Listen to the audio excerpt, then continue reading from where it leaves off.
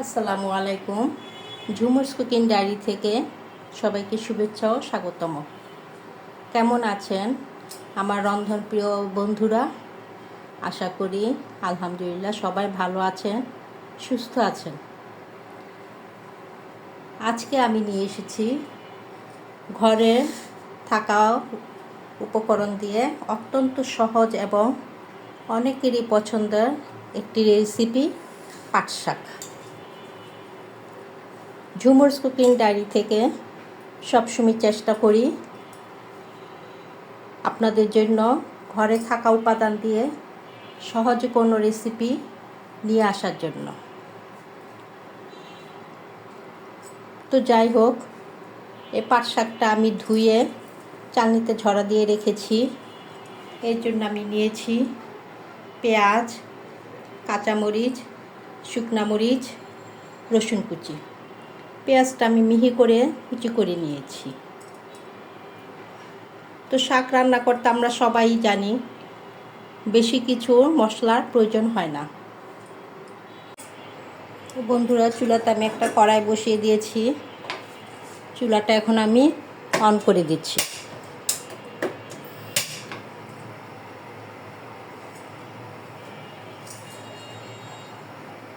দিয়ে দিব কড়াইতে পর্যাপ্ত পরিমাণে তেল।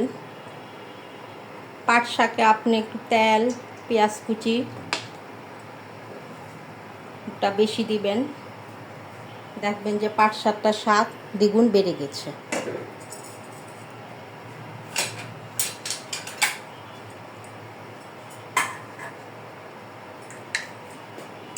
বন্ধুরা, আমার তেলটা গরম হয়ে আসছে। এখন আমি এই তেলের মধ্যে প্রথমে দিয়ে দিব শুকনা মরিচটা। শুকনা মরিচটা যখন কালো হয়ে আসবে তখন আমি এই মরিচটার মধ্যে আস্তে আস্তে সবগুলো উপকরণ দিয়ে দেব। আমার রন্ধনপ্রিয় বন্ধুরা, আপনারা কে কোথা থেকে আমার এই সহজে রান্নার রেসিপিটি দেখছেন সবাই প্লিজ লাইক কমেন্ট করে যাবেন। এবং আপনাদের সাথে আমি আমার একটা গোপন কথা কমেন্ট করছি, শেয়ার করছি। সেটা হলে পাট শাকটা আমার হাজবেন্ডের অত্যন্ত প্রিয় একটি খাবার। তাই আপনারাও এরকম আপনাদের কমেন্ট আমার সাথে শেয়ার করে যাবেন। তো যাই হোক, আমার এই মরিচটা কালো হয়ে আসছে। এখন আমি এর মধ্যে দিয়ে দিব পেঁয়াজ কুচি।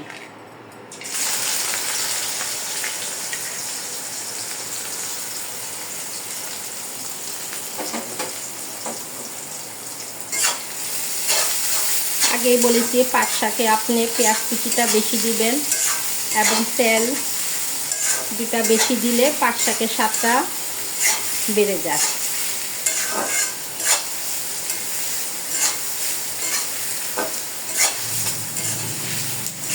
আর জানেনই তো, ঝুমুরস কুকিং ডায়েরি থেকে সবসময় আপনাদের জন্য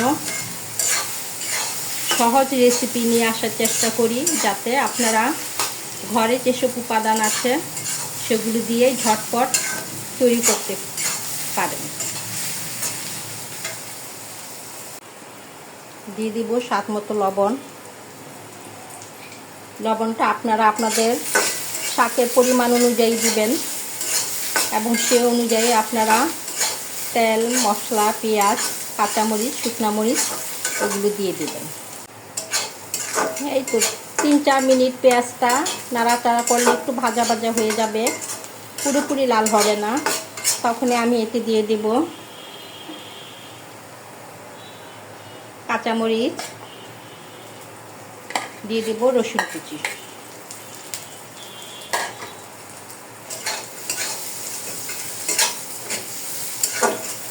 এটা দিয়ে তো ভাজা ভাজা করতে হবে।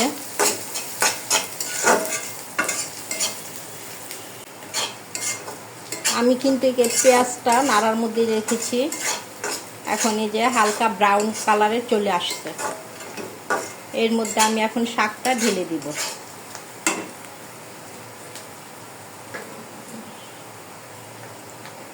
দিয়ে দিলাম সেই আমার ধুয়ে রাখা পাট শাকটা।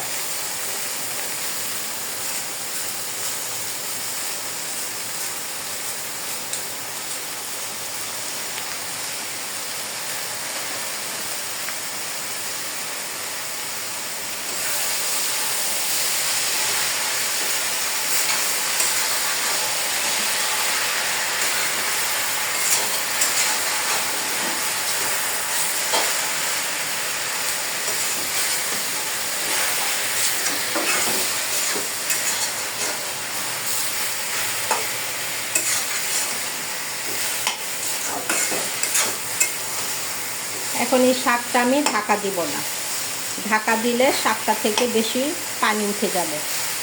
তাই শাকটা আমি এভাবে রেখে দিব যাতে সবগুলি পানি মাঝে এসে জমা হয়ে পানিটা তাড়াতাড়ি শুকিয়ে যাবে।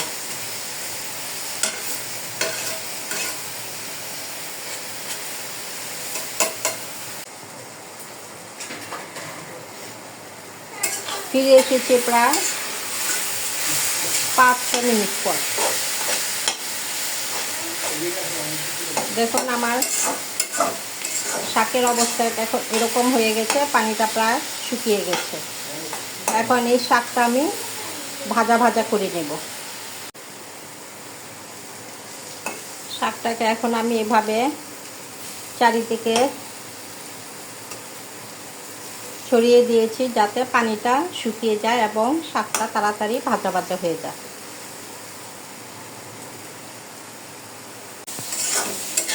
তো এই তো বন্ধুরা, হয়ে গেছে আমার শাকটা ভাজা ভাজা, প্রায় হয়ে আসছে।